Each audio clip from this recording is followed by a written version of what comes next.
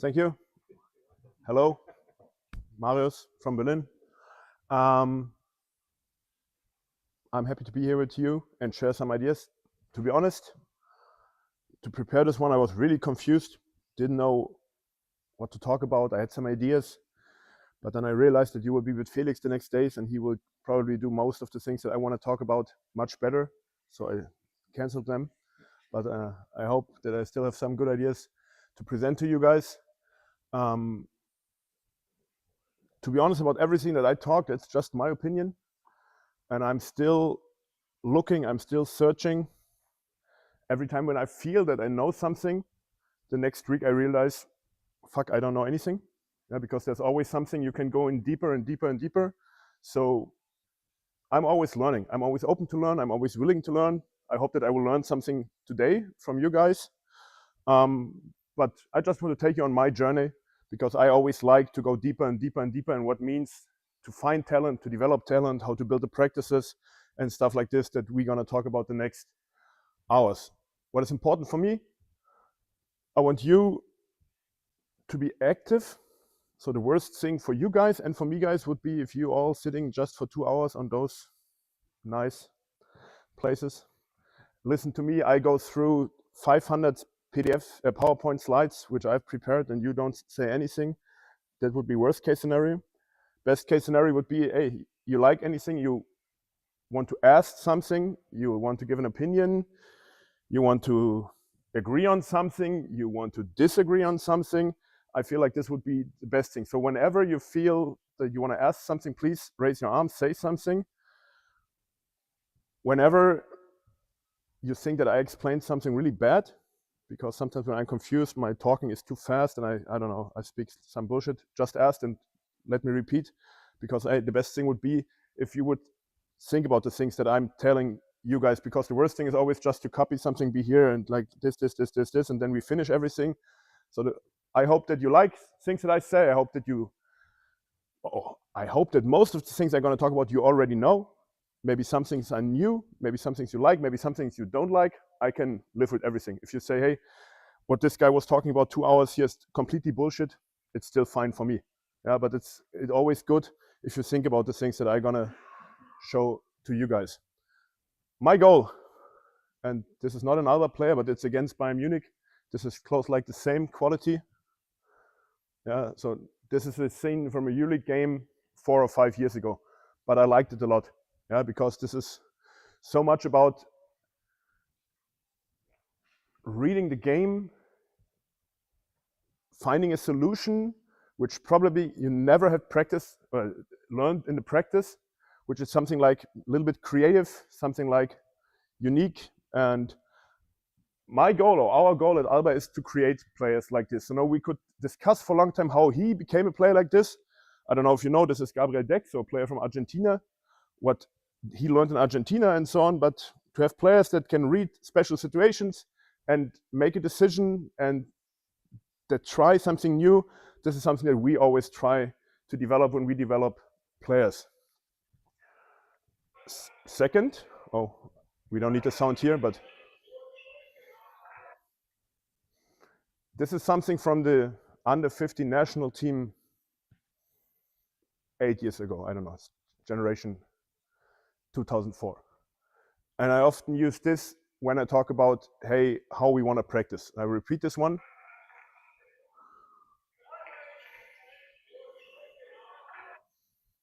What happens here?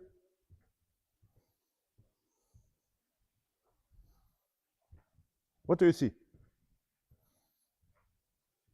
Basically the guy goes ahead and throws a turnover, or he at least tries to find a solution which doesn't work out. Turnover. Perfect. Bad pass. Turnover, bad pass. Very good. Why?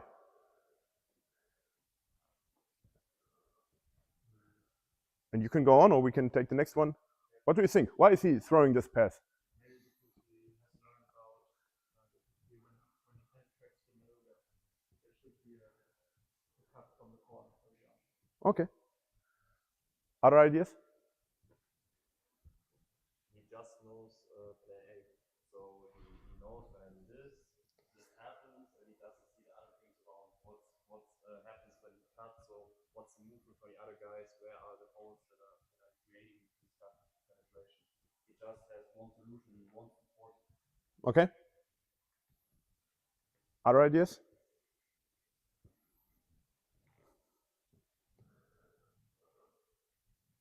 He focuses too much on the signal from his teammate,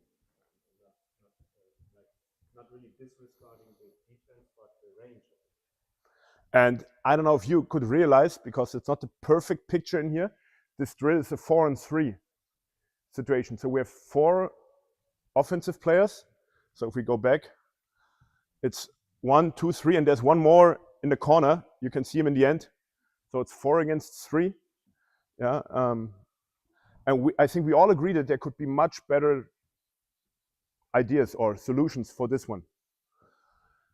And why I always use this one is because, and I'm really happy when talking now, it's much different than 10 years ago. When I started Coach Clinic 10 years ago, I was always saying, hey, when someone is throwing a bad pass, the solution of most of the coaches is, hey, we have to improve the way he's passing, and the next practice we're standing together 2-on-0 and doing this. 10 years ago, most of the practice in Germany, when I see someone how to learn passing, we could see people standing 2-on-0 doing this, or we could see 3 people running 3-on-0 to this side, or 8-man weave, or however you call it, I don't know, to this side, and this is how we learned passing.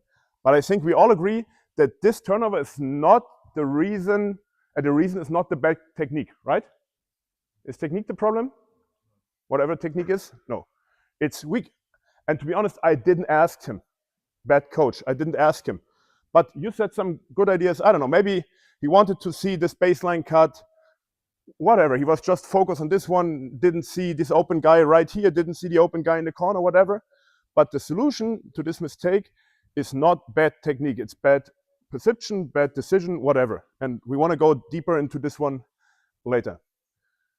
Coming back again to our goal, if we talk about players that we want to develop, we like to hear things like, hey, this is a high IQ basketball player, whatever it means. But we try, when players out of our youth, that they have really high basketball IQ, that they have a great feeling for the game, whatever that means, that they usually take great decisions on the court, and that they have a big toolbox of different skills. The more skills they have, the better it is, but they have to know when to use them. So this is like the big goal when we develop players in our program. So now go into 2 parts. First is who we want to work. And this is probably the biggest problem in youth basketball when we talk about player development, player identification, who to work with. Because usually, if you go to game under 14, under 12, under 16, the guys that are the best right now will not be the best in the future. It can be, but most of the time it's not. Most of the time, who's the best player in the under 12 game? The biggest one? The strongest one? The fastest one? The oldest? The guy with most experience? Whatever. But really, really often it's not the most talented player. And this is not special for basketball. It's the same. I had the same slides. I was talking to soccer coaches 2 weeks ago for the German Soccer Federation. It's the same thing in soccer. It's the same thing in handball and everywhere. In every game sports, it's like, hey, whoever looks great in under 12, under 14, under 16, usually is not the best player when they're older. You can, I don't know if you follow NBBL, JBBL, the best player 2006 generation. This year under 19 was 2006 generation. Who won in the end? Who won the under 19 championship, Germany? Bayern Munich. Best player in the tournament? So you don't follow. Dolic played good, or supposed to be the best player was Ivan Kachenkov. He just played the final, and he didn't have that nice stats, but he was supposed to be the best player. He's one of the examples. He was also great in under 16. If you could see him play in under 16, he was already a great player. Who was the most dominant player in under 16 in this age group, 2006? Who was winning the MVP and guiding his team to the Final Four?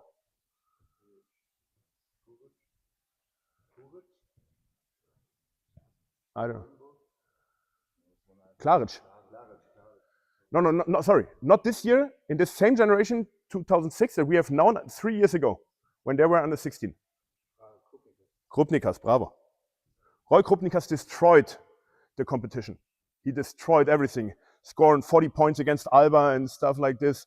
Destroyed the competition by far. He was the most dominant player in under 14, under 16. And now? Did he play in under 19? Maybe. No, we can talk about reasons. What happens? Can be a reason. Nice.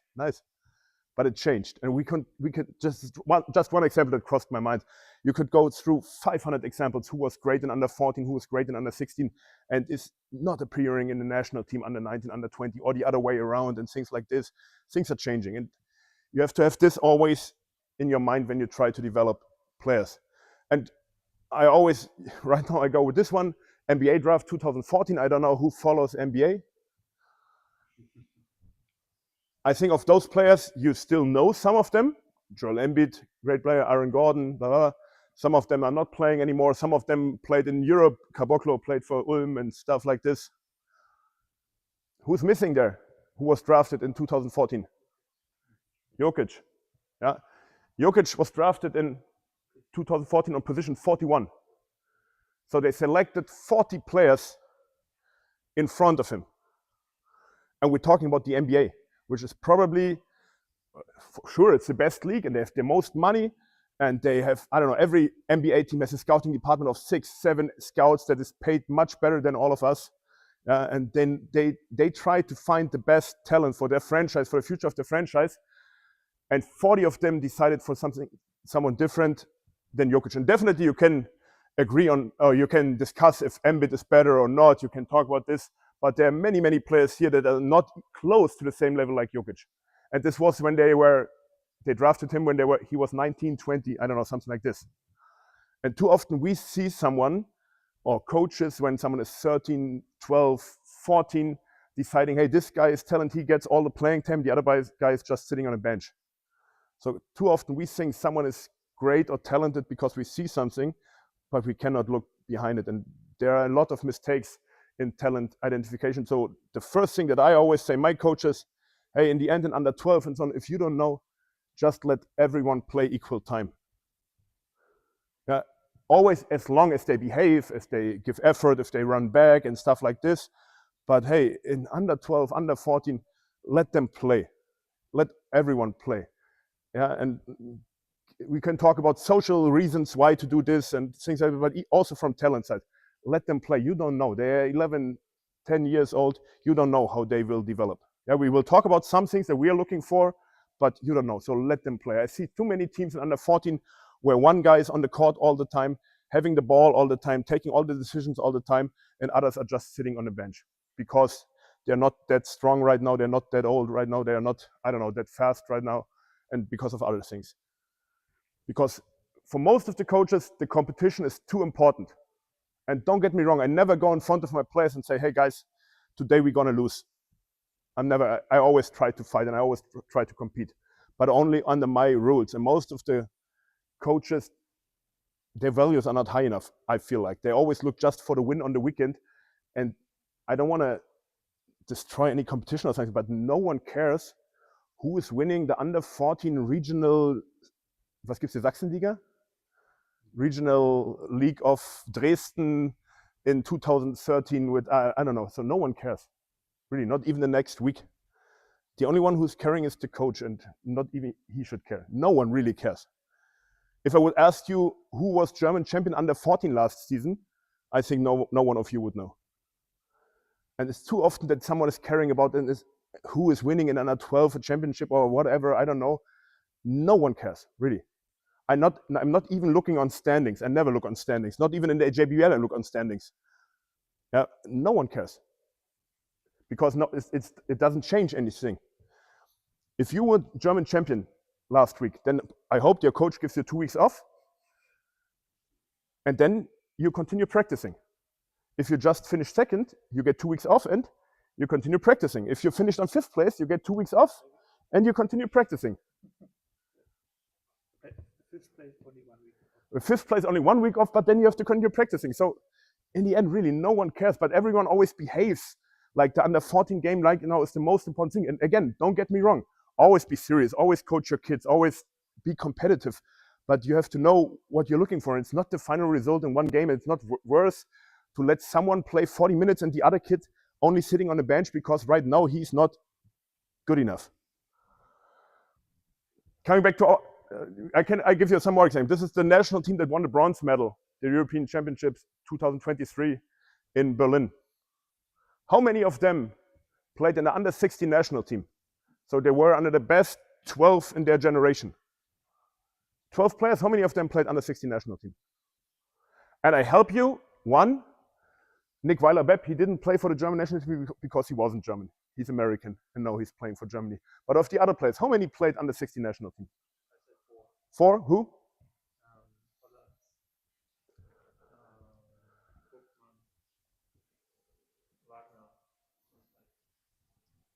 Okay, not bad. Someone else? Nils Giffer is there. Nils Giffer is this one.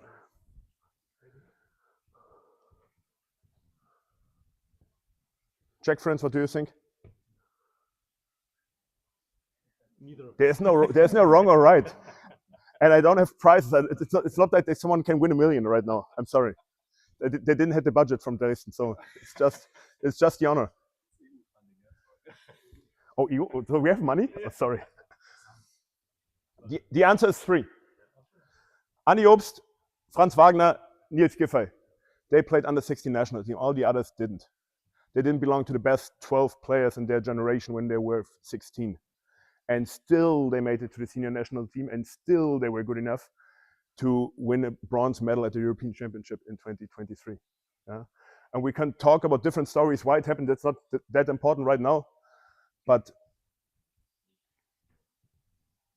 it speaks for itself. Just continuing to show where the things go wrong. This is because I made this for the FIBA, because I was talking for the FIBA last summer about their youth system. European Championship under 16 2023, and when they are born. This is Q1, it's January, February, March, so the first part of the year, Q2, Q3, and Q4 is October, November, December. And you see the number of players, I don't know if it's big enough, 73 against 25 from the last months of the year. And it's every year the same. I could do it for every year, and some year it would be 73, and one would be 75, I don't know, but the percentage and the ratio is always the same. Why is it like this? What's the reason for this one?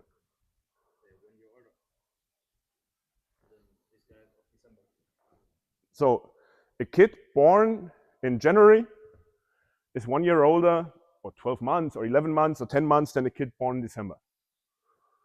And why does it matter?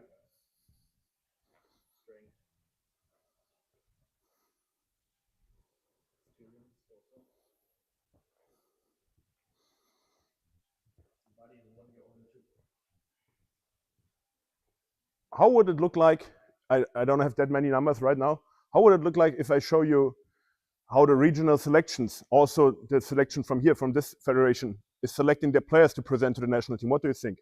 Would it look the same or different? Same. We made analyze about the Berlin, from my federation, the youth league, the highest league in our under 14. Would it look the same or different? About the kids that are playing in the highest league? The same. And it's always the same. So everyone is always selecting the guys that are born early over those that are born late. And this is a problem, because in which of those parts of the year most kids are born? What do you think? Where are most kids born? Most kids born in Q1? Most kids are born in Q3. I don't know why, but most kids are born in Q3, but it's close to equal. It's like 24%, 23%, 27%, 26%, something like this. It's close to equal. So if you have the same amount of children and we think that they have the same amount of talent, then the big question is, what happens to those kids here? We are losing a lot of kids and a lot of talent there. And we lose them for the pro competition, because this is analyzing the pros. Players that play in the first league or second league in Germany. And even there you can see most of them are born in Q1. And it's 46-16 compared to Q4. So where are all those players? Where are all those kids? We missed them because someone in under 10, under 11, under 12 didn't let them play, because he was right now not ready, not old enough, his body was not strong enough to win him this one game. And this is what I always point out, hey, you have to look at after everyone, because this is not talent. To be born in Q1 is not talent. So this is called the relative age effect. I hope that all of you have heard about this, because if you're aware of this, you can change it. You just have to look to your roster, to your kids, and you have to see if someone is a little bit younger and maybe give him a little credit. I don't know, in Dresden, you go to schools to select kids. How do kids come to your club? Maybe because they have friends in the club, I think. Okay. And how do you select who can come into the club?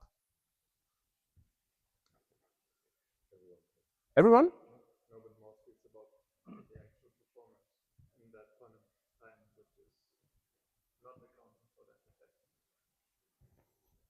But as long as you have still the situation that everyone can come in, that's still great. Because in a lot of places in Germany, we right now have the situation that so many kids want to play basketball because it's popular right now because of NBA and stuff like this, that they cannot allow every kid to come into the club. And who do they select? They select the one who's ready right now, who's a little bit taller right now, a little bit stronger right now, and we lose different kids. Yeah, and reasons for this effect, and this is really a big one, is early selections, classification only paying attention to the year of birth. So we always split our age groups, our teams, everything just to the year of birth. And if you're born 1st of January, you're good. If you're born 31st of December, you're bad. And just one day is difference. And this is something that is not right in my eyes. And it's wrong coaching, letting the wrong kids play. Yeah. And the result is that some of the kids, they're all in the same race, but some are go racing with a, I don't know, is this a Ferrari? Probably with a Ferrari. And the others are going with a Trabi. And maybe the guy in the Trabi will win the race one time, but usually the guy in the Ferrari will win the race. And it would be great if we could manage as youth coaches that everyone is in the same car. Doesn't need to be a Ferrari for everyone, but maybe we get a Skoda, Volkswagen, Volvo, was auch immer, yeah, for everyone. Because, and this is the last one to this topic, in the end, this is real selection topics. They are all born 2009. I don't know why this is not on the page anymore. This is a picture when they were all 14 years old. This guy is 14, this guy is 14, this guy is 14, this guy is 14. If I would show you the kids one by one, you would never say that they play all in the same team and that they're all in the same selection process. Yeah, and then you see the birth dates. Okay, they're all 1 year. In this case, it's not only relative age effect, because this guy, the smallest guy, is born in the middle of the year. He's not December, but he's just developed late. His body is developed late. And now I can show you the size of the players and the weight. So this guy, Theo, he's 165, 43 kilos, against this guy, 193, 82 kilos. If I let both of them play in the under 14 game, who will score more points? What do you think? Usually. And I know we can all find some cases in those Theo will score more points. I can tell you in reality it's not, because those are all skilled players. They all played for the Berlin Federation. Who will score more points? Who will be more dominant on the court? Who will get more rebounds? Who will help me win the game the weekend? Not Theo. Not, yeah. But it is so easy. But most of the coaches, if you have to select who to bring the weekend, most of the coaches will select this one, this one, this one, and not Theo. And now, that's my point. I offer a bet to everyone. I offer a bet to everyone that if you talk about those guys in 5 years, that Theo will be the tallest. He will be taller than all of the other ones. He's just growing late. I know this because I know the parents, I know the bigger brother, the bigger sister, and I know that all in the family of this guy, they are all grown late. And I can see those guys, and I can see that their body is already fully developed. Yeah, they're already looking like men compared to this guy who looks like a little child. You can put this guy still in under 14, no one would say anything.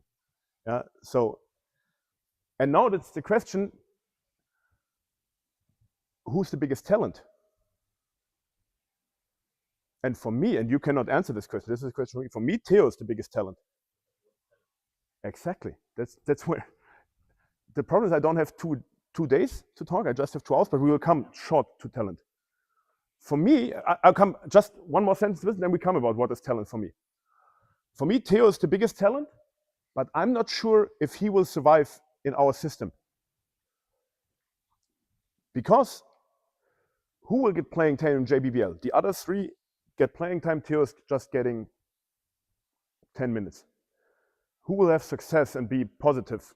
Not Theo. Who will now, this is 2009, they are now selected for NBBL. Who will get selected for NBBL? Not Theo. So this is reasons why kids like Theo fell out of the system. I hope that some coach has taken care of him. Yeah? Because I think he's the biggest talent. Why? Oh, there's one. I come back to this one. Yeah? Because this is for me, this is the things that we look at when we look for talent. We look for body. Body means how tall and long arms. And I think that Theo will be very tall. We look for athletics, and athletics means especially how fast someone is. Because in basketball, we need to be fast and we need to be strong, but we don't need to run like 2,000 kilometers. So we look who is fast. We look about the learning ability, something where Theo is extremely well. We look how someone has his coordination skills and how someone can learn skills and adapt to skills. We look for cognition, so how fast can someone decide things. We look for game IQ. Yeah, how smart can you play on the court? That doesn't only mean basketball game IQ. There's also a general game IQ, how someone can play games at all. Who can someone move on the court? And we look for psychological factors. Yeah, and if I talk about all this, and we cannot go deep into this one, I would say on my list, Theo is the highest. And still, most of the programs would lose Theo.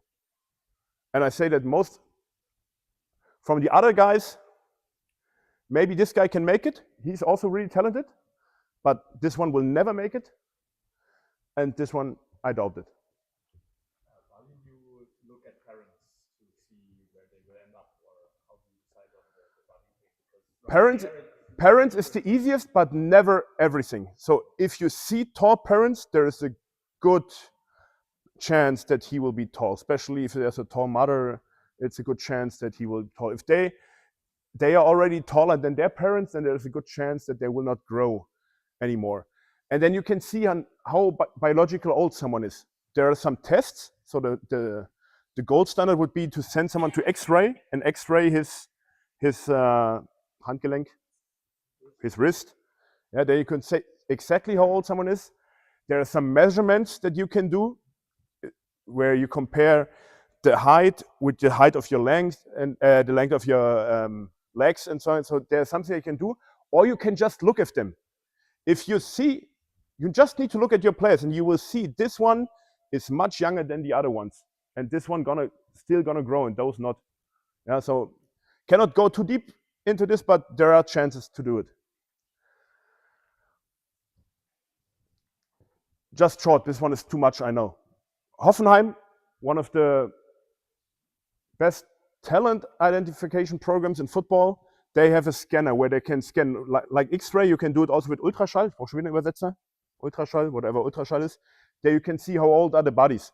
And then you can see, this is like they're under 12.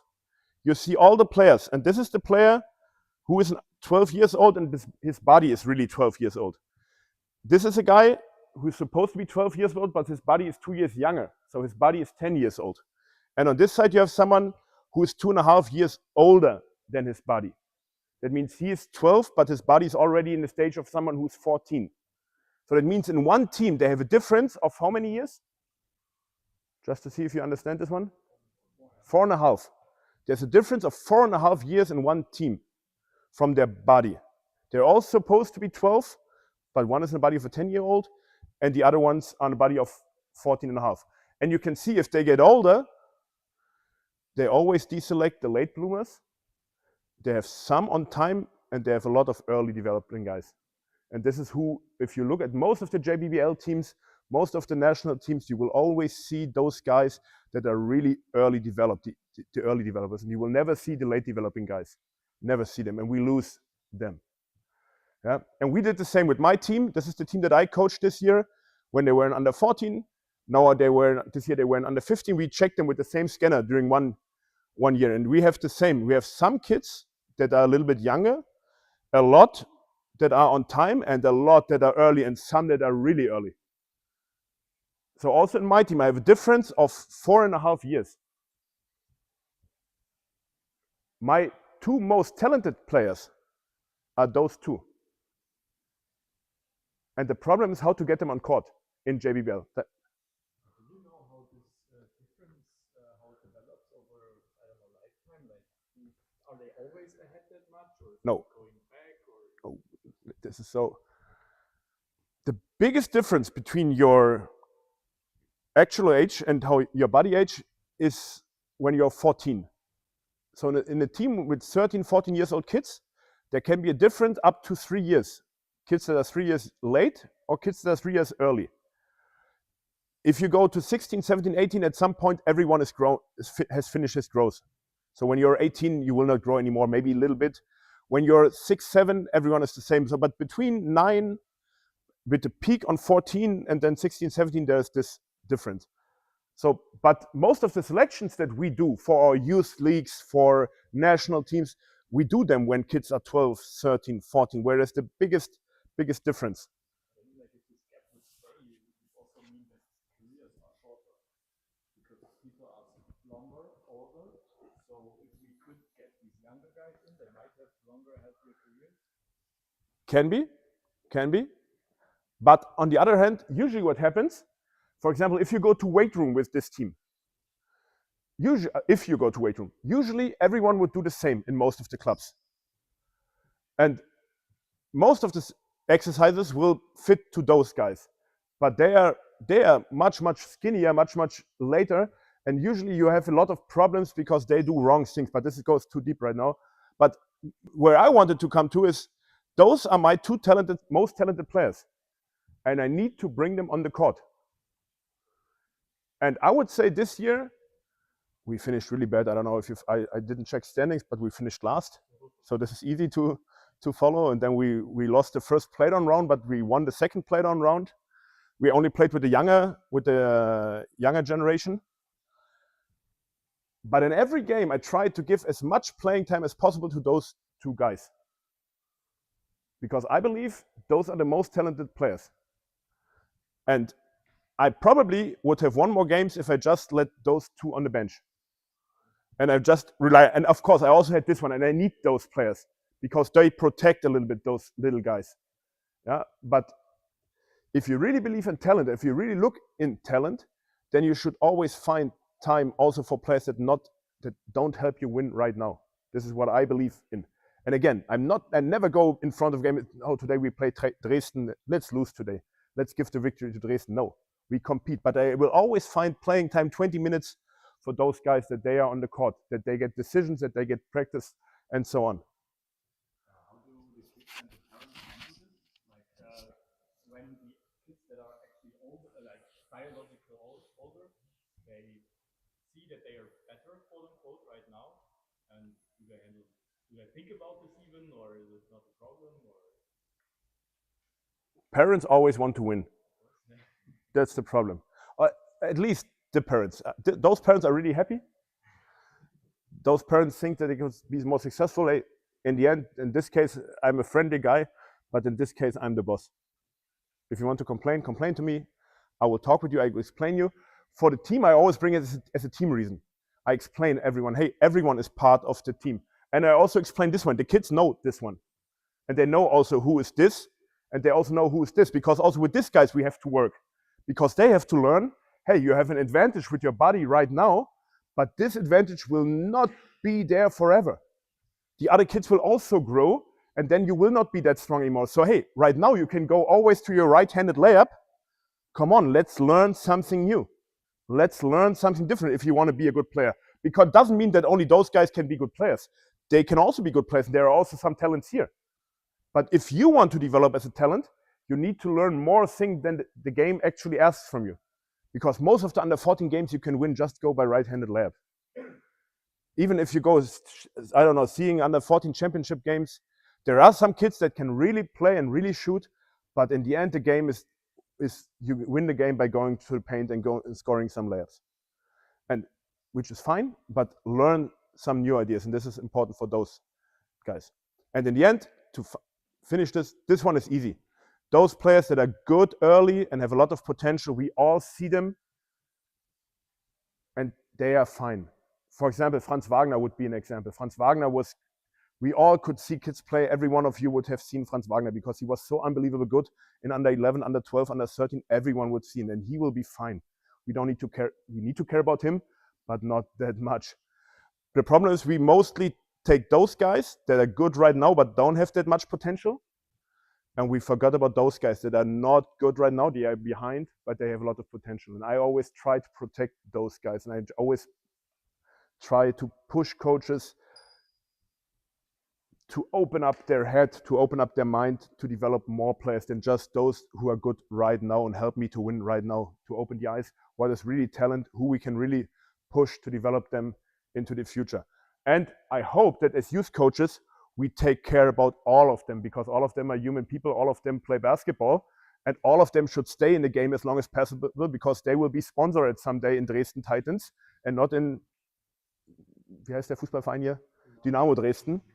Yeah, they all will be sponsors, there will be spectators or anything, so everyone should stay in the game.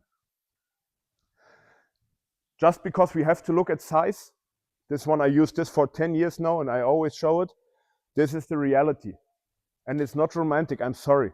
The reality is, this is the normal population in Germany, looking at their height. The most of the people are between 170 and 185, some are a little bit taller, some are smaller. But then you look in black, this is the German First League, and you see that 44% of the First League players are taller than 2 meters.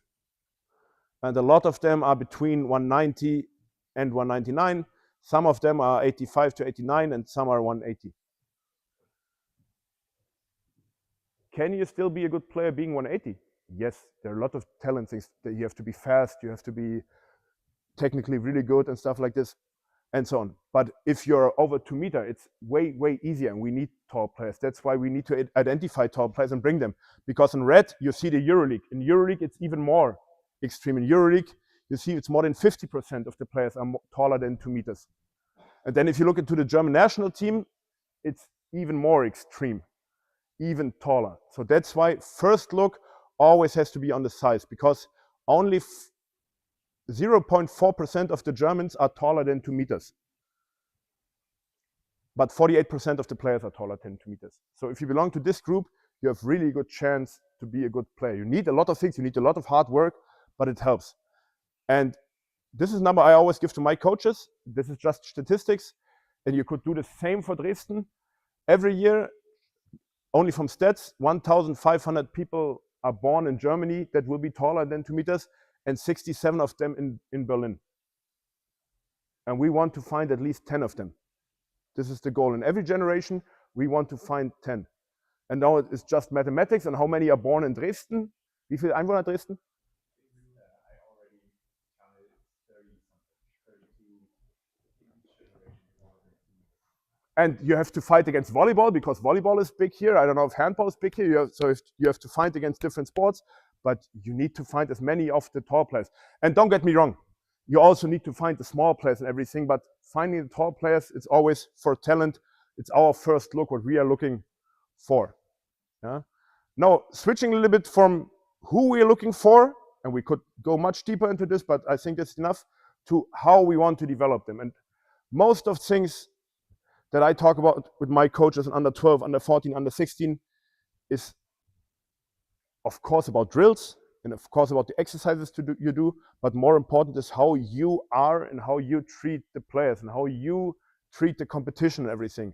And for us, it's a little bit too much, but we say, hey, we don't want to be under 12 world champion. We want to build players for the future. So our goal is We don't want to be Berlin champion in under 12.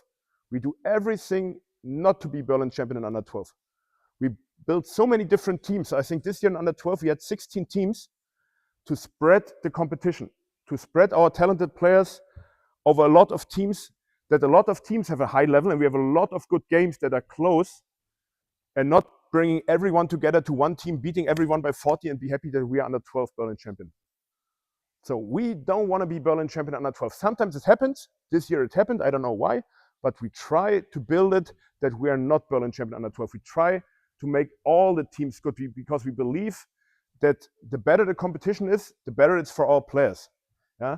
So, and you always have to think about how you spread playing time. I already said this. For me, in kids basketball, it's equal.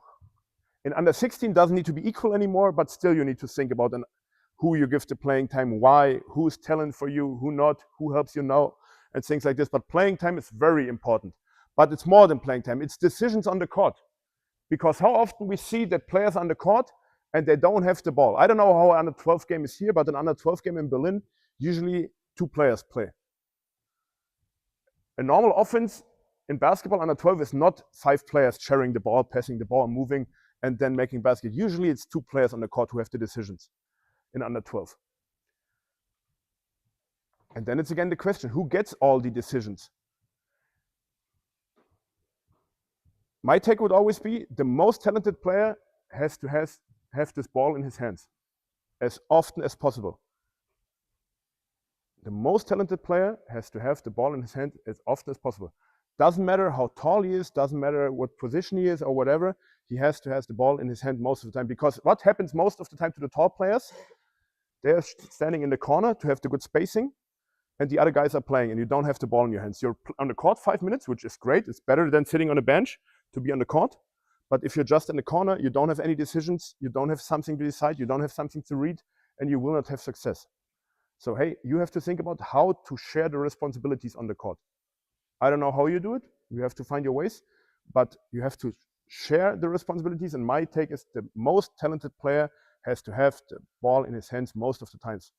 Moritz Wagner, who is 7 feet, 213 right now, he played point guard for us until under 14. In under 12, under 14, he played point guard for us. He had the ball. He was bringing the ball full court. We didn't win the championship in under 12. We didn't win the championship in under 14. But I feel like it helped him a lot to have the ball in his hands. And you always have to look on not to make it too difficult for him. So if he cannot dribble the ball 3 dribblings in a row, okay, maybe find something else for him. If he's completely new, find something where he can be successful. But find things where he can have decisions on the court. If you do extra workouts, again, for me would be, even in under 16, I will have an extra workout tomorrow. Tomorrow is off for us, but we have extra workout. I don't say I just work with you. I say, hey, you want to work out, but everyone else is welcome. Everyone can come, in my practice, everyone can come to extra workouts. Everyone can be part of extra workouts. Yeah. And it's the same with my attention and my feedback. You have to think about how you spread your attention in practice in the game and your feedback. Because what happens most of the time? The best player is getting, hey, great, nice, 20 points, really good, nice, very good. And the other guys don't get attention, don't get feedback. So I always try to have at least one contact with every player in every practice. I try to bring me with every player in one situation where I give him direct feedback, correction, whatever. The same in games. Yeah, and I try to split my attention to everyone, not only to the best guys right now. And this is not that easy. This is not that easy. Because too often we have guys that catch all our attention because they're a little bit, maybe a little bit difficult or something like this, and we forgot about kids. And I feel that for kids, it's very important to get your attention and to get your feedback. Coming more into practice building, and Felix will talk about this a lot in his session and in the next days. What do you think? What is the most important thing for players that they can be successful on the court in every situation? Experience in what? Experience in those situations that they face on the court, that they have experience in the situation. Very good. So our practice has to include the same situations that we see in the game. Very good. Too often I see teams in mini basketball, they're struggling with inbounding the ball. I don't know if it's in Berlin, there are unbelievable teams that they struggle to inbound the ball. Then you ask the coach, how often do you practice to inbound the ball in your practice? Never. Okay, think about it. So very good. What else? Confidence. How to get confidence? Very good. Very good. I like it a lot. So it's about your environment that you create, that they know it's not the most important thing to succeed all the time. It's more important to try. Yeah, I always try my players. It's more important that you try things than you succeed. And if you try often enough, you will succeed at some point. So very good. I like it. What else? You can also build the confidence the other way around by making them, or by giving them simple solutions for things, so they see, yeah, I'm successful when I get to that point, and then I can be Create situations where they can be successful. Yeah, very good. Something else? If winning is not the most important thing, so maybe just having fun or do some special things, but winning is just a result of playing good. Yeah, I like it. So set other goals. So, and in the end, again, of course, it's important to win, and you should compete, and you should be a competitive nature. You should always try to win, but there should be different things. Like I always ask my players 3 questions, and I ask the parents to ask them the same after the game. And they are: did you have fun? 1, 2, did you behave as a teammate? So have you been a good teammate? And 3, and for me most important, just did you give everything that you have? Did you leave everything on the court? Just that you're exhausted after the game because you tried as hard as possible. You were running up and down and fighting and competing and everything. Did you do everything that you could do? And if you can answer all those 3 with yes, then you can be happy. You had fun, you were a great teammate, and you tried everything that you could do. You cannot do more. Perfect. Very good. I liked all your answers. Really great. They were in general really good. This one goes a little bit more to detail, how to really master situations. For me, it's always the thing of how you can be successful in situations on the court. It's always like you have to know what to do in every situation on the court, and you have to know how to bring in your skills. And this is always a matter of first perception. So you always need to see what is happening on the court. You cannot take the right decisions. You cannot make the right things without seeing what is happening. It's always a thing about decision, to decide what to do. And then in the end, it's the skill. It's always those 3: perception, decision, skill. And this is always in a big box of pressure of time and opponent, which gets bigger and bigger. The older you get, it's more pressure of time and opponents. And the complexity is getting always, the higher the level is, the better, the more complexity there is. And in the practice, you can play with those pressure of time and opponent and the complexity. But you have to master all of this.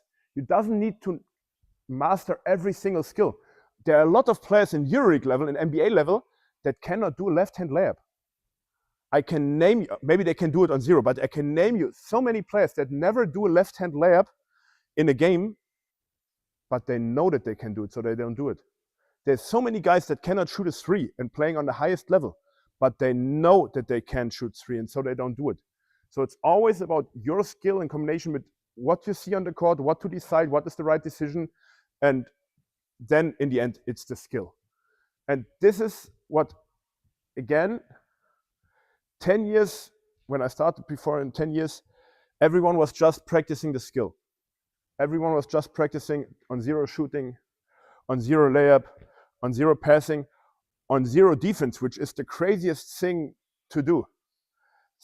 I don't know, I had to do it when I was a player, doing on 0, so defense slides like this, and then think that you can guard someone just by doing on 0 slides, which is crazy, but okay. And whenever I say something is crazy, you have to know, I did the same when I was a young coach. I'm coach for 20 years now. When you saw me coaching 18 years ago, I do the same bullshit. I was doing one whole practice, 90 minutes of 8-man weave in a team because they had to mate in 1 minute. They had to mate I think it was 12 or 15 makes in 1 minute. My under 12 team, generation 93. And I made it for one whole practice because they could not make 12 makes. So I did the same bullshit that I'm saying, no, it's bullshit. But at some point I questioned myself and I was really mad. I was screaming at them. Hey, you're too bad. You cannot do layers. Come on, concentrate. And when we were running in between and now one more time, I did the same things. So everything what I say, no, it's bad. I did the same things. I would just say I would not do them anymore. I would not do them anymore. But again, everything that we do on the court in the practice has always have those three together. If you see my practice, 95% of it are like this. We have also 5% where we're just shooting on zero or something like this, but 95% of my practice is always the skill in combination with the decision, in combination with the perception, sorry. Always. Yeah, and your practice should look the same. All the things that you want to learn from kids that are 9 years old, under 14 to pro team, everything that you want to create, you can create it somehow in a game situation. Doesn't need to be live all the time. And I think Felix will talk about this a lot the next days, but the concept should be like this all the time. So it's read, plan, and do or don't do. It's do or don't do. Don't do is also a decision. And it's also a very, very good thing. How often you see someone passing because someone was open, not realizing that he's not open anymore and still passing the pass. How often someone decided to shoot, not realizing that the opponent is so close that he's gonna be blocked and stuff like this. Yeah, of course. There are no secrets here, so you can have it. I will send it to Christoph and Christoph can send everything to you. There are no secrets and there's no secret formula in the end, so otherwise this would be more expensive here. Then, but you know, you can have everything. That's short to the perception point, because I feel this one is underrated. The eyes of the player are the most important thing, because everything that we decide on the court, or 99% of the things that we decide on the court, is because of visual perception. And what we're doing right now, these days, with our kids, is not good for their eyes. But before, what do we need? We need, oh God, it's too difficult. My pronunciation in this one is really bad, but you know what I mean. How to look on the side. This is very important for basketball. Not only to see who's in front of you, also see who's in the corner and things like this. But what are we doing all the day? What are our kids doing? Where are they looking all the time? They look on the phone, look on the iPad, look on the computer, television. They don't look right. And your eyes, and this goes too deep, but your eyes, they are muscles. And you can train them. And we train our eyes just to look short. We don't look them to look far or to look to the side. And this is a problem. This is a big, big problem. You need focus. Yeah, so you need to focus on things, especially on the basket. You do things, but in the moment when you shoot, you need to focus on the rim, which is also something, a skill that you can learn and where you can get better at. You need to switch your attention from, I just look at my opponent, then I see this guy cutting, I have to switch my attention to this guy. Then I see this guy helping, I have to switch my attention there. Then I decide that I have to shoot, so I switch my attention to the basket. So my attention needs to switch all the time. Yeah, this is also something that you can learn. Selective attention, you heard about this one? What is selective attention?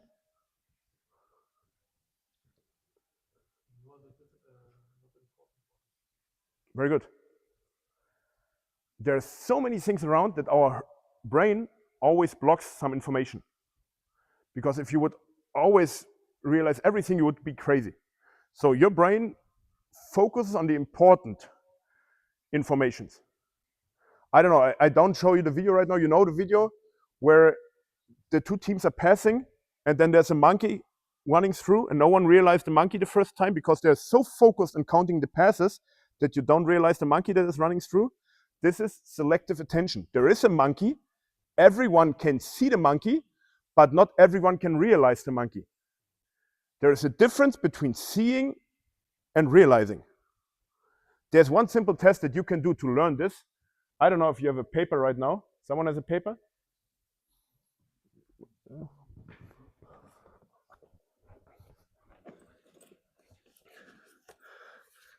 let's do this, that everyone stands up, just that we have a short break, because I was talking 1 hour now to you. Please, take a paper, stand up just, and then you take this one, and now we're playing a kids game. You build like, you already know this from the mini, I know.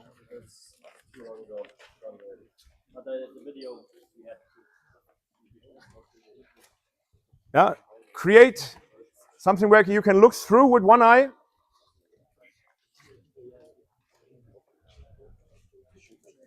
And then now I just look at Felix. I put the paper on one side, and then I put my hand next to the paper.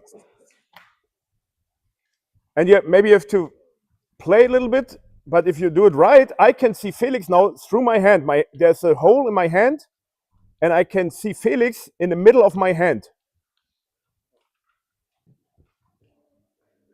And he's smiling. Can you experience the same, that you have a hole in your hand?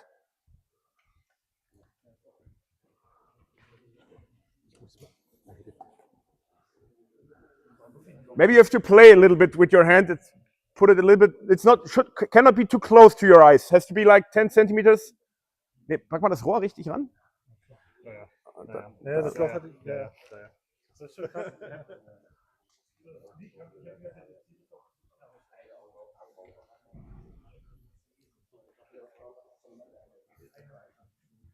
Everyone could see the hole in your hand? Perfect, and you can sit down. Geschafft?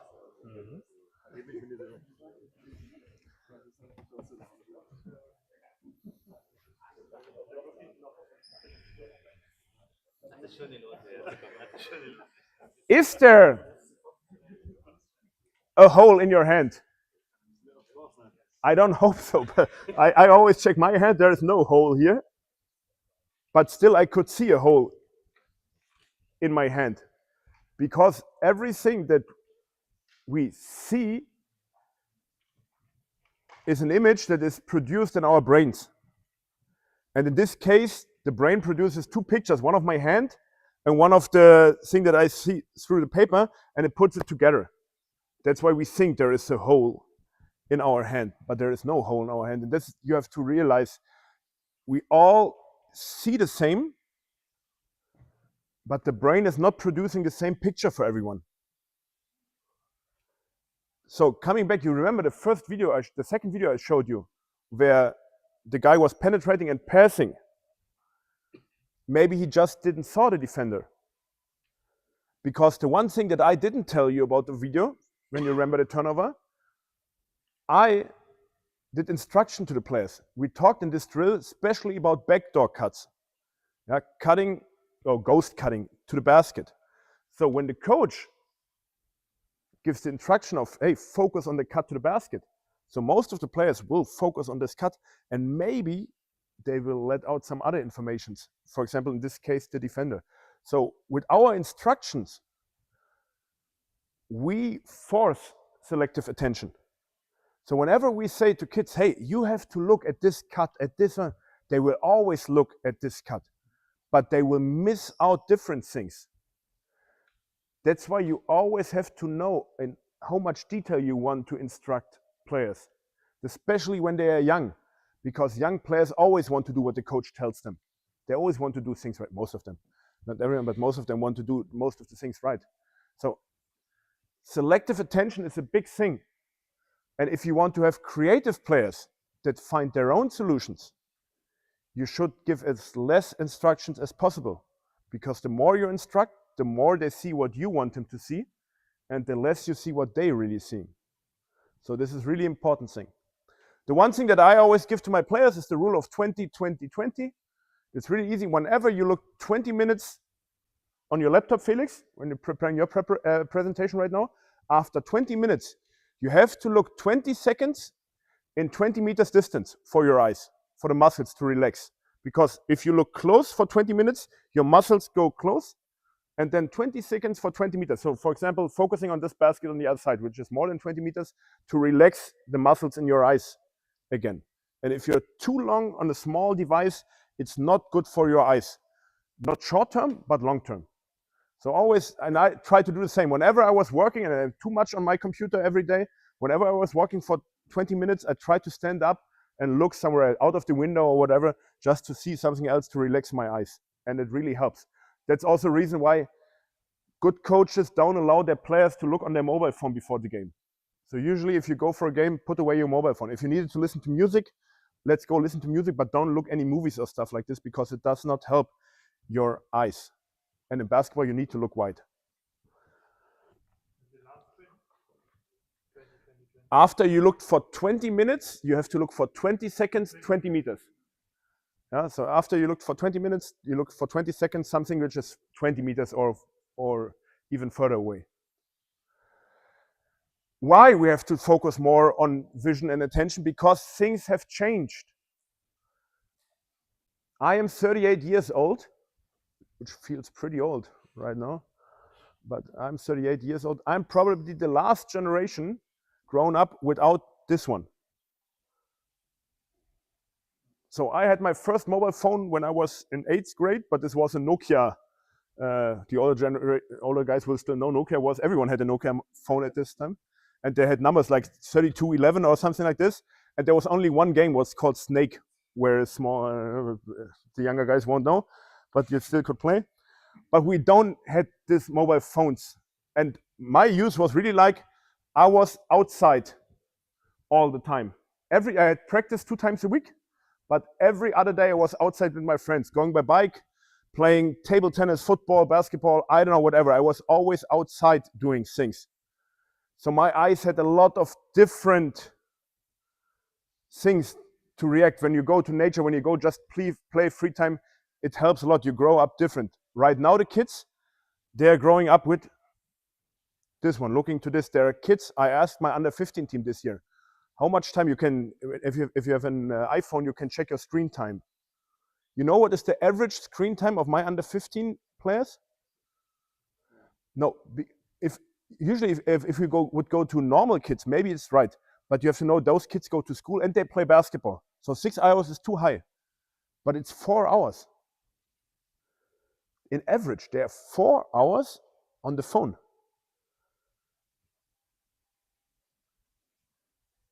Which for me is crazy. I cannot imagine to be 4. I try to have this one away as much as possible. 4 hours with your eyes on the phone. And now you can say, oh, the young generation, oh, they'll fuck them, I don't know, whatever. You can say everything. Oh, you have to, Christoph, you have to beep things that I, like this one, you have to beep afterwards. I forgot that I have a mic. Doesn't matter. But in the end, you have to deal with this. So your practice needs to, when I was playing outside and I was playing on a soccer court, I was playing 5-on-5 basketball, and there were guys playing football and things like this, and 7 players doing this. So it was chaos everywhere. And I had to manage the chaos. The kids don't play outside in chaos anymore. So we have to create chaos inside the gym. It doesn't help your eyes, your attention, your vision, and everything if everything is always ordered. It doesn't help if there's just one player. Sometimes it helps just to have one player, but in the end, you need to train your eyes and you need as much things as possible. And this is the thing that I changed most during my coaching career. When I was starting, I wanted that everything always looked perfect.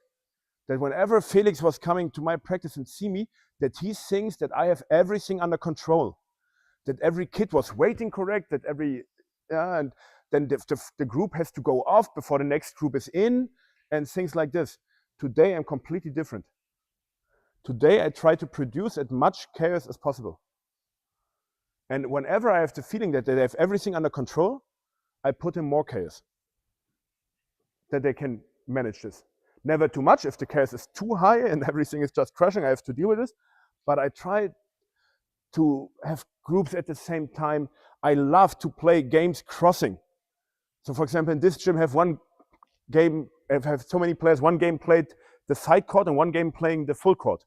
Or having one soccer game playing at this direction and one basketball game. So to do a lot of different stuff, to have chaos, that you have to adapt to things, that you have to see things, and that you have to read things.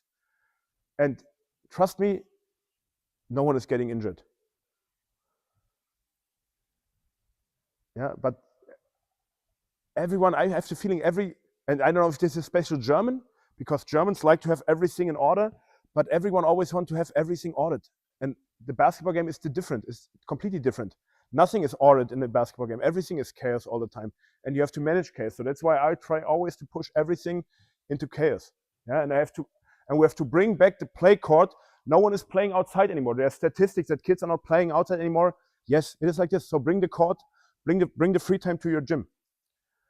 I talked about my extra practice tomorrow. I will do 45 minutes with the kids, and then for 1 more hour, the gym is just open and they can do whatever they want to do without me instructing them. They do their stuff and they do good stuff. They do good things. Yeah, let them play, let them do some things which they used to do outside when we were younger, which they don't do anymore. So now I have to check.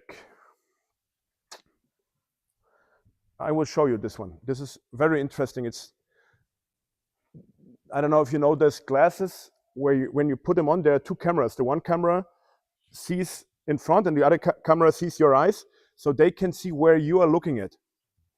So they can really see what you're focusing on. And this is something that they did with football players. Let's just look this video. I hope the quality of the sound is good enough, but we will see. We will see.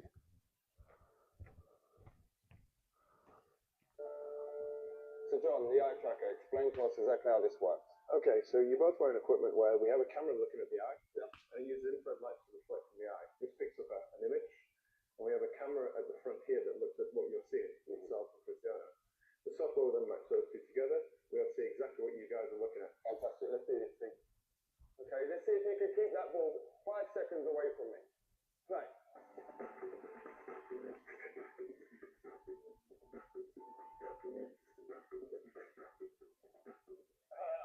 That's good 5 seconds. That's a good 5 seconds. That is quality. There's no doubt that Ronaldo's feet are fast and effective, but what part does his mind play in this ability? The eye trackers show intriguing results. On the replay, the little red dot shows exactly what Ronaldo's looking at. You'd expect a lot of players to be focused on the ball the whole time. With Ronaldo, he did look at the ball a fair amount of time, but he was much more looking around, looking at the defender and taking in the information from his body, and also scanning for the spaces beyond the defender. Andy, on the other hand, can't afford to take his eyes off the ball because he doesn't have quite the same ability to predict where the ball is going. To actually see what's going on, we need to slow it down to 1/3 of actual speed. Yeah. That's how fast Cristiano is, so he didn't have much of a chance, I'm afraid. You can see the full video. I will send it in a presentation.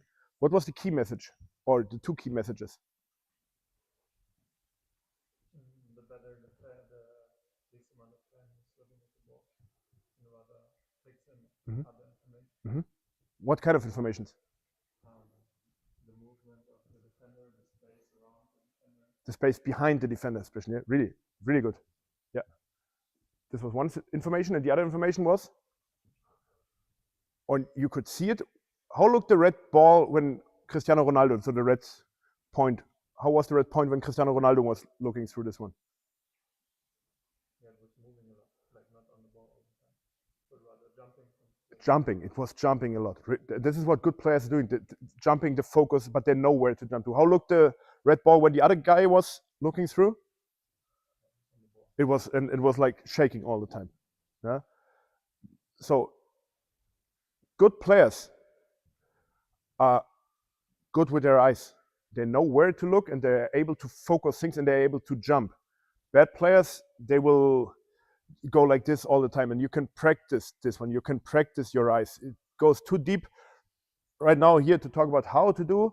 Again, the key message is just do as much chaos things on the court as possible. It's just information with someone, because if you want to beat someone one-on-one, and that was the first key message, he's looking at the ball, he's looking up, but he's especially looking at the feet of the defender, at the hip of the defender and things like this. He's getting informations from the defender to beat him. So how can you learn to beat someone in one-on-one practicing this 1-on-0? For me, it's not possible. If I work with players, I don't do drills where you beat someone in one-on-one, in 1-on-0 drills. It doesn't make any sense for me because you need the information of your opponent. And it's not, in the end, of course, if you can, and don't get me wrong, if someone is practicing dribbling like this at home and it gets better of this, perfect, do it. The better you can control the ball, the better you can take your eyes away, and it helps a lot. But if you really want to learn how to beat someone one-on-one, you have to beat your opponent. You have to practice this with your opponent. I'm the worst ball handler in the history of basketball. There is no one that can dribble worse than I did. And still I was able to beat defenders on national team level, playing against other nations, because I know when to go, where to go, and with the correct timing. Because I learned with someone. I didn't learn it on zero. I was lucky enough that I talked with Felix, and I have the experience that Felix only had bad coaches when he was young, practicing things on zero. I was lucky that I had some bad coaches that did really stupid stuff, but I had also some really great coaches that would do same things already 20 years ago that we are talking about now. But if you want to create something in one-on-one, you need a defender. He doesn't need to be live all the time, but there need to be someone. And even now, if I work with some pro players every day, right now in summertime, even if just me as a defender, who can never guard one of those players because they're too good for me, even that helps them to read my reactions and to work with me. Last part of the perception, which is also very important, and a lot of guys don't know. I just show you two shots. One of Kevin Durant.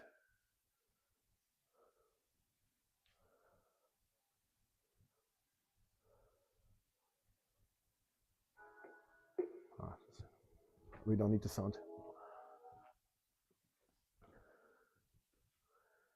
And one of James Harden.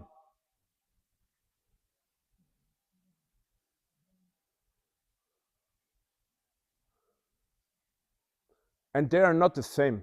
The player is not the same and the shot is not the same. But what is the same in both shots?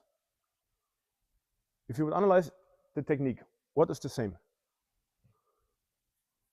Focus on the basket. Focus on the basket. Really good. More? I think they were able to ignore the flying hand from the side from the outside and just focus on himself and shooting. He made a decision beforehand that he has the tight enough space to make the shot, and from that on he just focused on him and his shot. And he's locked in on the basket, doesn't, yeah, very good. Very, very good. One more thing. He already decided that the defenders not going to take on the practice and he won't reach me. Yeah. I can focus on whatever. Yeah. You have to know. Also, you have to know because you already heard this. But okay, you can give the answer.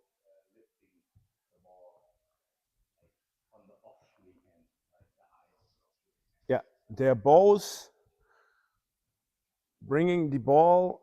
So one, Kevin Durant is right-handed, and Kevin Durant is always lifting the ball on this side to his left eye and shooting from here. And James Harden is left-handed, but always lifting the ball on his right side. The reason is cross dominance. So everyone has a dominant eye, because I showed you before that the brain brings together one picture from two eyes. If you're drunk, if you drink too much beer, then sometimes you see two pictures, because then the brain is not working anymore, you see two pictures. But I hope that most of the times you don't see two pictures, you just see one picture. And this is always the picture of your dominant eye. In Kevin Durant's case, it's the left eye. In my case, it's the left eye. In James Harden's case, it's the right eye. And that's always then a problem. If you're right-handed and left dominant, you want to bring the ball to the left side, because this is the eye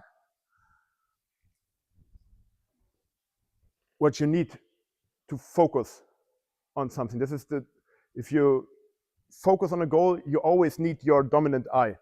That's why everyone who's cross-dominant, so right hand, left eye, or left hand, right eye, tries to bring the ball to this side. A good coach allows him to do it. So a bad coach, and this is what coaches did to me, always try to bring the ball here.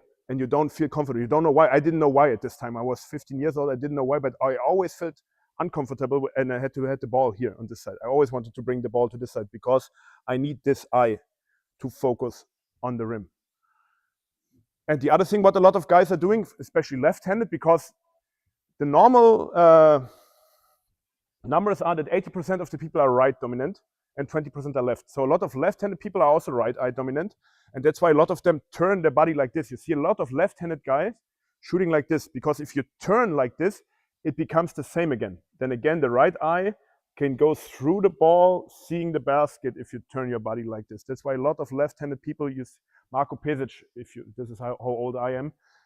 Now he's CEO of Bayern Munich, but he was EuroLeague player at Alba Berlin, German national team player and stuff like this. He always shot like this with his body like this to bring his right eye through the ball. Everyone has a dominant eye and a non-dominant eye. And most of the players see more players on the side of the dominant eye. So if people are driving to the basket and missing passes to one side, it's often to their non-dominant side. Yeah. Things you can change a little bit, also to be better on your non-dominant side, but you just have to know. Everyone has a dominant side where he sees better and a non-dominant side. And again, especially for shooting, it helps a lot. And how you can realize which one is your dominant eye, it's really easy. You take, for example, this clock, something that is far away, and then you form your hands like this, and I know I can see the clock, and now I close my right eye, my left eye is open, I can still see the clock, because my left eye is the dominant eye, and now I'm closing my left eye, my right eye is open, I can't see the clock anymore.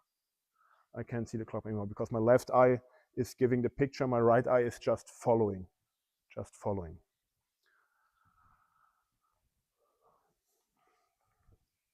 Time for more input? Or break? Finished? More? Less? More is always good. I can. But have a short break. Yeah. No? Break? About a timetable, Christoph? What do you think? I would have said maybe we can finish a little bit earlier. Okay. 40, 45, and Then give me 10 more minutes, and then I run 10 more minutes to 20 more slides, and then we can have a break. Perfect. Coming a little bit more to the practice and how I try to build practice. This is for me the thing which takes longest time when I prepare my practice plans. Try to bring every player in the perfect practice zone. This is motivation learning, and this is high demands, low demands, perfect demands. And usually your group is not every player like the same. You always have more experienced players, better players, players that are not that experienced, players that are not that long in basketball, that are weaker. And you always have to try to find exercises where most of the players are in the practice room. Because if it's too easy all the time, you will get bored and you will not learn anything. If it's too hard all the time, you will get frustrated and you will not learn. So you have to be in the perfect zone as long as possible. And this is the hardest thing for me if I build my practices. And I always try to think, if I create drills, if I create my small games or whatever, what can I give the good players if they feel in some game it's too boring for them, to make it a little bit more complicated for them, to make it a little bit more interesting, more challenging? Or which rules I can give the players in drills when it's too hard for them, how I can change the drill for them to make it easier again. And for me, this is most of the time of the coaching in the gym. Because I make my plan, I had some ideas, then I do my drill, my game, whatever, and then I watch the drill. And then I realize sometimes, and it's really just sometimes it happens, it's perfect.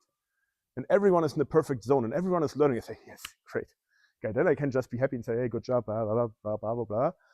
But most of the times, after 2 minutes, you realize, fuck, it doesn't, sorry, just clear people. Yeah? Most of the times you realize, shit, the drill is not perfect right now. It's not perfect right now. And they're not learning what I want them to learn. What I need to change? What can I change? How can I make it easier, more difficult? How can I change this? And then I have to change things. Usually I have to change my drill, my game. Usually it is not for 15 minutes the same. Because I cannot plan everything. I cannot realize everything before. I cannot think about everything before. Something happened and then I have to coach. This is coaching. Hey, I have to make, for example, if you talk about a shooting drill and I want to create a shot for you, but your shot is too slow and I'm always there to block you. Okay, then my distance has to be longer. Then I have to start, in case of the blue line, next time I start from the red line, that the distance is longer and he has more time. This is adapting the drill to his ability, that he can learn something, because it was too hard for him, and now I adapt and make it easier. And for you, this one is too boring. It's because it's too easy for you. Okay, I put the defender here because you can manage this and it's perfect for you. And this is what coaching is all about all the time, to see if my drill, my game, my whatever really creates the situation that I want to be on the court, and that as many players as possible can learn something. And usually what I realize is that right now a lot of coaches have great drills, and I like a lot of the drills, but I feel like they're running the same drill 50 minutes without looking, just cheering a little bit, counting the points or whatever, and being there or not, or I don't know, but they're not adapting the drill to what they really want to see. And for me, this is the difference between German Übungsleiter, the guys that just run the drill, or coaches that really try to develop players during drills. And then the second part of this, and this is the one video that catched me, and I really believe in this one. We need the sound again. I don't know if you know it.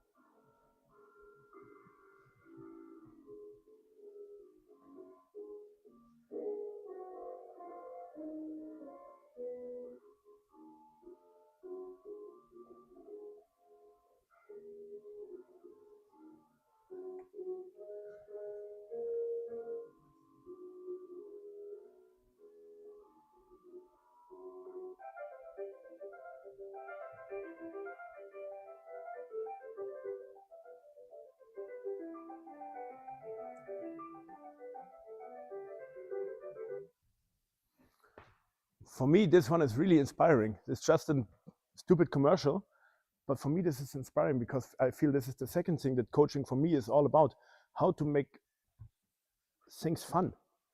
Because in the end, it's a game, and this is for every age group. I have the feeling that most of the coaches in under 12 in mini basketball, they do a lot of fun, and I like it a lot because it's fun. And then they come to under 14, under 16, and no, it's serious basketball.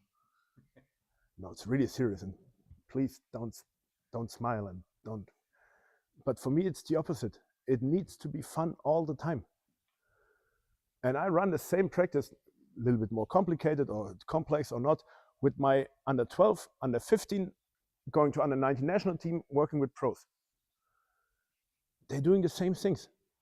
And I try to build drills that are fun, which people enjoy, which they like to do. Not me screaming, run, run, run, screaming all the time, but making the drill so competitive, so fun, so enjoyable that they like to do it. Because this is how practice should be for me. I want people, and no matter how old they are and which team they play, that they come like this to practice because they want to come to practice, and they finish practice like this, and they like to come back the next day, and that they ask for extra practice, that they come, hey, Marius, can we do more because I like it so much? Hey, can we do more because I realize how I'm improving? And I try to build as much drills like this. Can I build every drill like this? No, there are some drills that are not that much fun, but fun should be a goal. For me, fun should be a goal in every level.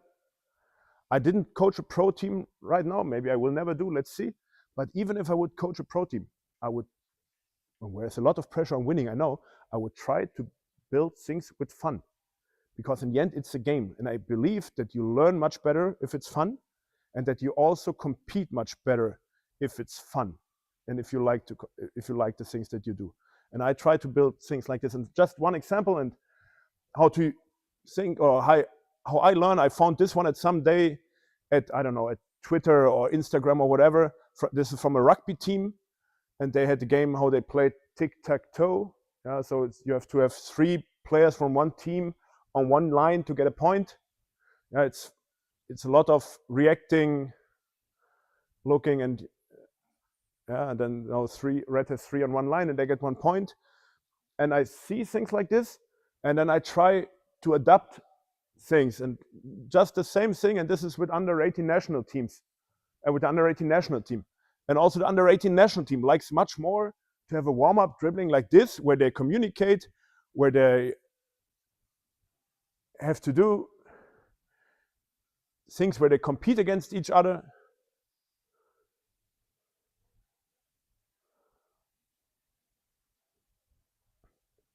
And you see, yeah, when this happened, this is not a fake video. This is just recording our warm-up in under 18 national team. And they are professional, I don't know, whatever. They play with pro teams, and they like things like this. And for me, a warm-up needs to look like this, and not like dribbling around cones. And can you learn dribbling by dribbling around the cones? Yes, you can. I think you learn it much better with this one, because you have fun. You have to react on someone. You have to see something. You have to talk to someone, because in this, if you want to win, you have to talk to other people. And I have so much things included that help me on the basketball court. And this is just one small example how I try to build or to develop games from things that I see somewhere, try to adapt it to what helps for us. And this, again, this is a game. I do the same game this year with the under 11, with our 2014 boys. I do the same thing with my 2012 Berlin Federation team, with my under 15 team that I coach at Alba. And I will do the same at the under 19 national team. The same thing, I do it at every level, and it works. You can make it a little bit more harder or easier at some point, but it works. And this is how things should look. Going to my last one, and again talking about player development and practice.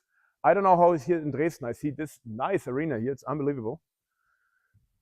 Usually in Berlin, we don't have practice time. I don't know how it's with you. I have, with my under 15 JBBL team, I have 4 times a week, which is nice, but 90 minutes, and exactly 90, but because before is volleyball and after me is handball, or I don't know, whatever. So I have really 90 minutes, and then the guy who's running the gym is coming, now it's finished, and I have 1/3 of the, 1/3, one part of this one. This is my practice. If I have just 4 times 90 minutes, I need to use every minute. And this is reality. This is from football. It's from Advanced Football, a really good page if you want to learn something. They are really good in developing things in football, and football is the same like basketball. And this is what they analyzed. They went to practices and they measured people. They said, I measure you, and during the 90 minutes practice, how often are you waiting somewhere, waiting in line, waiting someone talk, waiting organization, and how often are you working? And this is what they realized. It's 22 minutes of working and 68 minutes of waiting. And this is normal. Also in basketball practice, I go a lot to my coaches because I'm responsible for all under 14 coaches and younger. I go and I stop times. And I show them the times. And most of the times they are really like, shit. They didn't realize. Because they created too much practice times where someone is waiting, where someone is talking, where someone is, I don't know what, where just 3 people are working. Again, coming back to my favorite exercise, if I just run this one court and I do this 8-man weave, and then 2 against 1 back. I don't know if someone is doing it. I did it when I was younger. So 3 people do 8-man weave, and then you go 2 against 1 back. Then 3 people are working, and 12 people are waiting. And then the coach is talking and said, so create drills where you are moving a lot. And the goal should be at least 50% of the time you should move. And I asked all of you, please record one of your practices. Everyone has an iPad right now or a mobile phone. Record one of your practice, and then afterwards stop the time of one of your players. Or ask one parent or one coach or whatever to stop the real actual moving time of your players. Because for me, this is like the most important thing.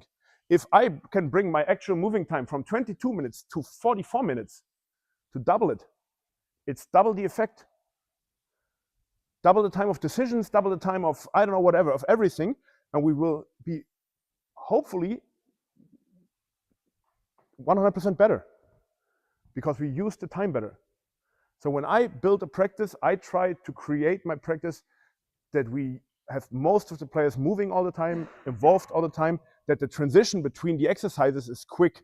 Cannot be that I have one exercise and then I have to build the cones for the next exercise and wait and then explain, and it takes 5 minutes. That's not possible. Every new exercise has to start in my practice within 50 seconds, like a timeout. You have 50 seconds to build the new things and explain, and then you have to run again. If it takes more than 50 seconds, let them go. Because you don't need to explain, we go from there to there, and then I want to see this, and please don't do this, and do this. Doesn't matter. Just they have to know how it's working and let them go. Go, let them work, and then you can talk later. Yeah, but don't talk too long, because most of the inactivity is because someone is talking. And no one likes old people to talk. No kid come to your practice to hear you talking, really. And I know that we all like to talk. I'm the first guy who likes to talk, but no one likes it. Just look at you guys. You have to listen to me now for 90 minutes, and you cannot hear me anymore. No one comes to the gym and likes to hear someone talking. They want to do something. They want to run. They want to be on the court. So you have to increase the practice time.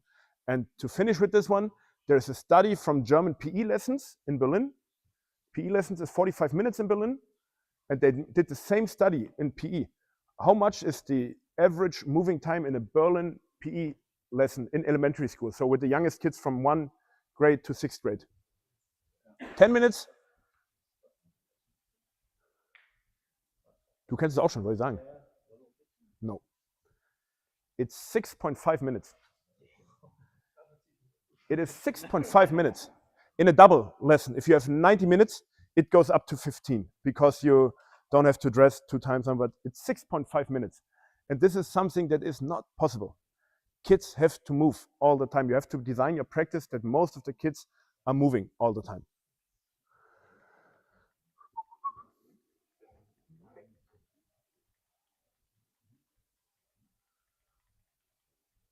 You see, I had 150. I had 150 pages ready, but I'm happy that I didn't have to go through all of them.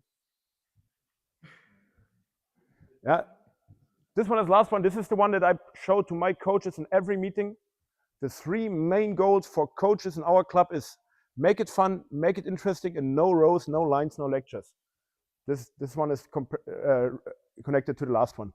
Make no rows where someone is waiting, no lines, and no lectures. So it means that don't talk to the people. Give them feedback, yes, but don't try to explain everything to them. Last one, and really last one, there's no one behind. What is your takeaway from the last 97 minutes? Create chaos. Create chaos, nice, I like it a lot. You had a lot of questions, what's your takeaway? Let them do the things that they do on the court. Nice, very good, very good. You, back row? You came late, right? Still takeaway? Kannst du auf Deutsch sagen? Gut, probieren dass sich alle mal bewegen. Hier, da. Constant Fun Chaos. Da, hier, du hast auch viel gesagt. Talking times? Talking times, and then ask them after you talk like, and I also realize sometimes I talk too long. If you realize that you talk too long, ask them, what have I said? And you will see they don't know half of the things that you said.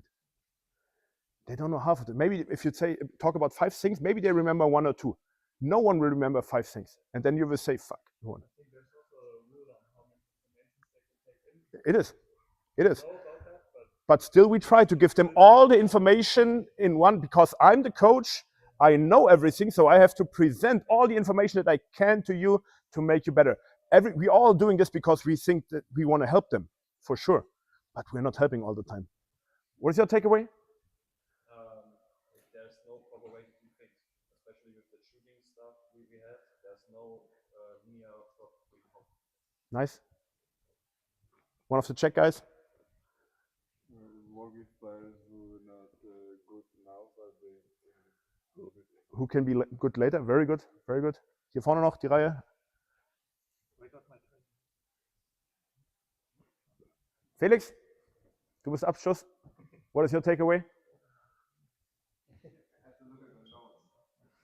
But not longer than 20 minutes.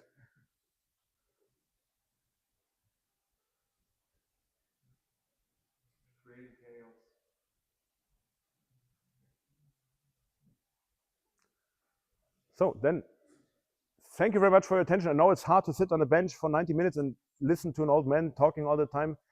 You did a great job. Thank you. I'm looking forward to what Felix is doing with you the next hours, and not the next days, because I will leave today in the evening. But I will share everything with Christoph, and whenever you have questions, you can come now and ask me. You can come to Berlin all the time if you want to. We are always open to share everything that we have, because again, there are no secrets. It's not that we have a secret, I don't know, whatever. So everyone is always welcome, because I think you learn most when you talk to people and discuss with people. So thank you very much.